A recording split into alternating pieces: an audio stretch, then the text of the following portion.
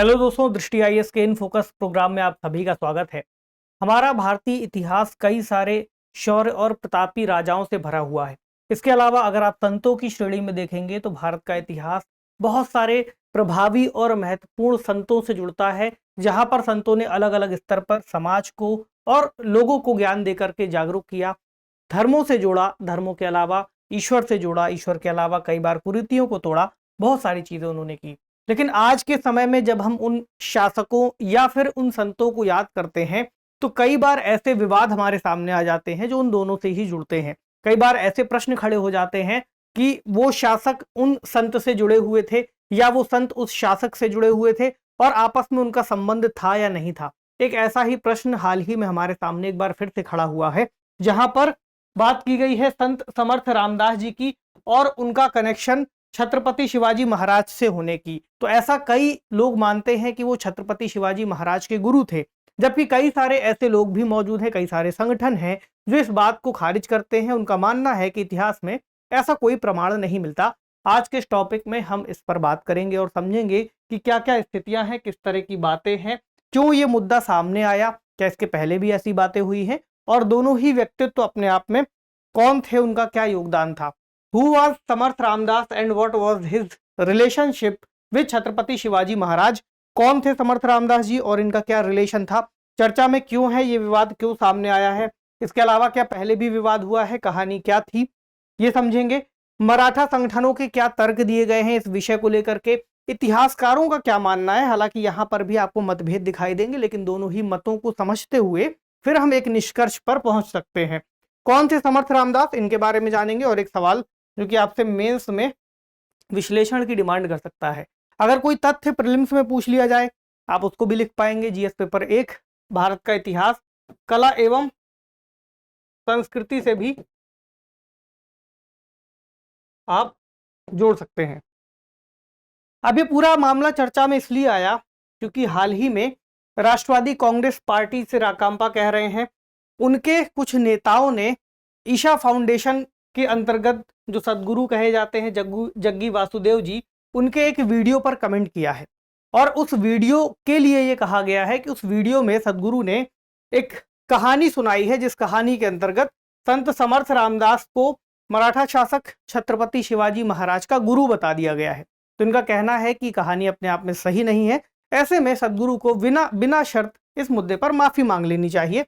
और चूंकि इस कहानी में एक बात यह भी आती है कि संत रामदास जी ने शिवाजी महाराज को अपना भगवा वस्त्र भी दिया था, जिसके बाद हमें भगवा ध्वज उनके पास दिखाई देता है। इस कहानी में अब क्या है, क्या पूरी कहानी है, इसको भी अभी समझेंगे। उनके ही शब्दों में उन्होंने क्या बातें कही हैं और क्यों ऐसी बात कही गई है कि ये सही नहीं है, तथ्यात्मक रूप से गलत है। अब ये विवाद पहली बार नहीं है कि सामने आया है, इसके पहले भी ऐसा हो चुका है। कई दक्षिणपंथी जो संगठन है, इतिहासकार हैं, उनका मानना है कि जो रामदास जी थे वो शिवाजी के गुरु थे। अब उन्होंने शिवाजी को कई सारी चीजें सिखाई और उसके बाद जब छत्रपति शिवाजी ने अपना शासन चलाया या अपना प्रशासन चलाया, तो प्रशासन में उनके द्वारा दी गई शिक्षाओं की बहुत ज्यादा भूमिका थी, जिसके तहत उन्होंने एक संस्कृति के अंतर्गत, समाज के अंतर्गत जो अलग अलग वर्ग थे उनके बीच में समन्वय स्थापित किया और प्रजा के बीच में शासन किया। तो उनके शासन में महत्वपूर्ण भूमिका इनकी बताई गई है। लेकिन इन दावों का मराठा संगठनों के द्वारा खंडन किया गया है।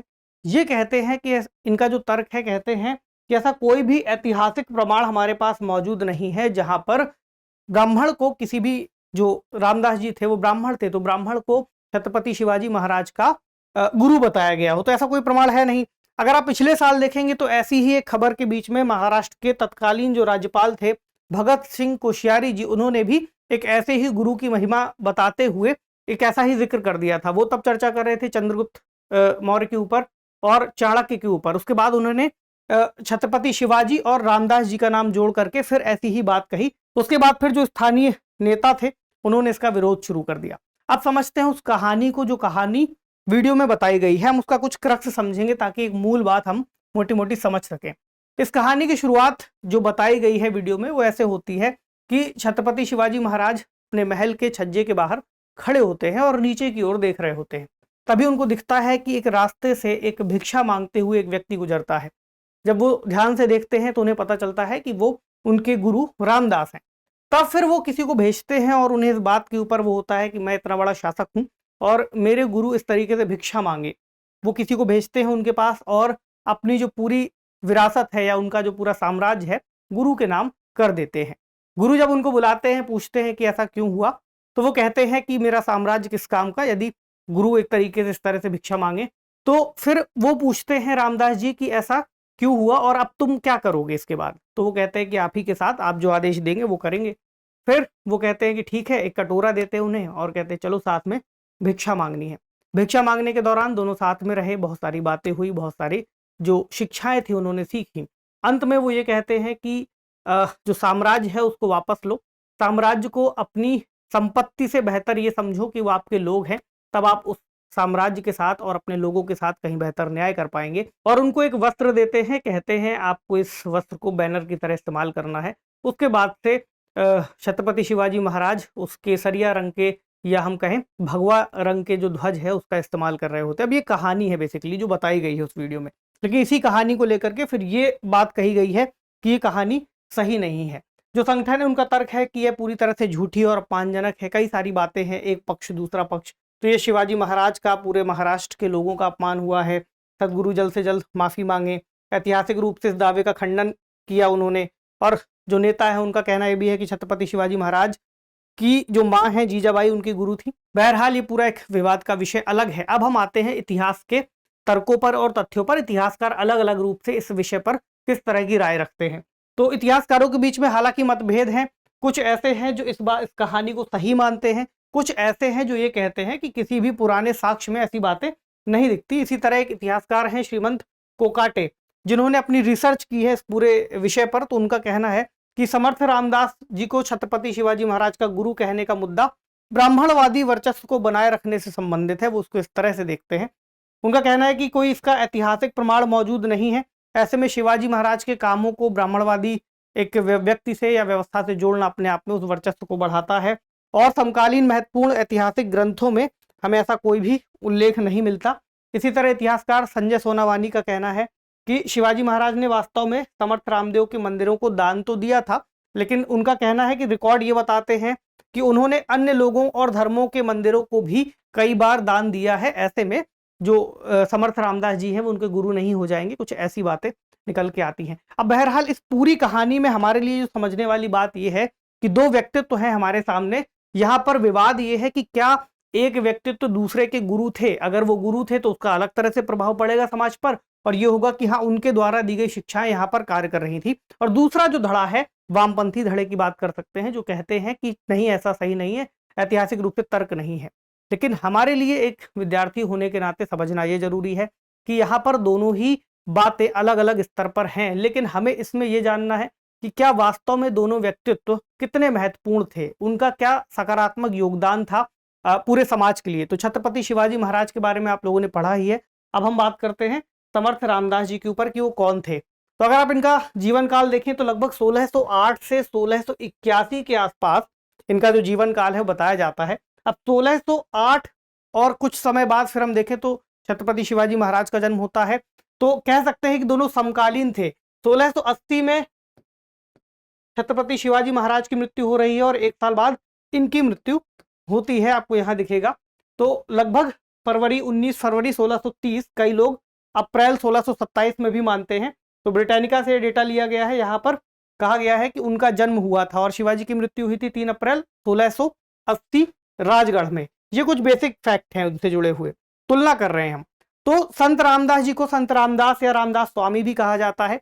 एक हिंदू संत, दार्शनिक, कवि, लेखक और आध्यात्मिक गुरु के रूप में लोग इन्हें पहचानते हैं। इसके अलावा बड़े भक्त भी कहलाते हैं भगवान राम और भगवान हनुमान के। और इन्होंने 12 वर्षों तक पूरे भारतीय उपमहाद्वीप का दौरा किया, सभी क्षेत्रों को, सभी पंथों को, सभी धर्मों को समझने का प्रयास किया, समाज को जानने की कोशिश की। इसके अलावा कई आध्यात्मिक शिक्षकों और कई धार्मिक परंपराओं के वो संपर्क में आए, जिससे कह सकते हैं कि उनका जो विश्लेषण था काफी अलग था। और उन्होंने वर्षों से हिंदू राष्ट्रवादी विचारकों को भी प्रभावित किया है। जैसे अगर आप कुछ नाम लेंगे तो लोकमान्य बाल गंगाधर तिलक, आरएसएस के संस्थापक केबी हेडगेवार, वीडी सावरकर जैसे लोगों ने भी ये माना है कि वो इनके प्रभाव में आए हैं, उन्होंने इनको पढ़ा है। इसके अलावा एक और जो महत्वपूर्ण योगदान है उनका, वो है मारुति स्तोत्र की रचना, जो कि भगवान हनुमान से संबंधित है। ये हुई इनसे जुड़ी हुई जानकारी। अब आते हैं एक प्रश्न पर। प्रश्न है, संत समर्थ रामदास कौन थे? उनकी शिक्षाओं पर चर्चा करते हुए मराठा शासक छत्रपति शिवाजी के साथ उनके संबंधों से जुड़े विवाद का विश्लेषण कीजिए। तो आपको बेसिकली इसमें जो जानकारी है वो बताना है, संबंध क्या था और ये कौन थे। उसके बाद आपको ये बताना है कि किस तरह से इस विवाद का जन्म हुआ। हालांकि आपको एक सकारात्मक नोट पर इस निष्कर्ष को पूरा करना है कि विवाद किसी भी मुद्दे को लेकर के हो, ऐतिहासिक रूप से साक्ष्यों की और तथ्यों की जांच की जानी चाहिए और दोनों ही जो व्यक्ति थे उनका अपने आप में समाज पर और पूरे देश पर किस तरह से प्रभाव पड़ा, इस तरह से लिख करके आप उत्तर को पूरा करेंगे। तो आपसे मिलते हैं अगले सेशन पर किसी अन्य महत्वपूर्ण विषय के साथ। इस मुद्दे पर आपकी क्या राय है जरूर लिखिएगा। आप किस तरह से देखते हैं, आप क्या मानते हैं इसको लेकर के, और सेशन के बाद आपने इसको किस तरह से समझा है। ठीक है, तो मिलते हैं अगले सेशन में। शुक्रिया।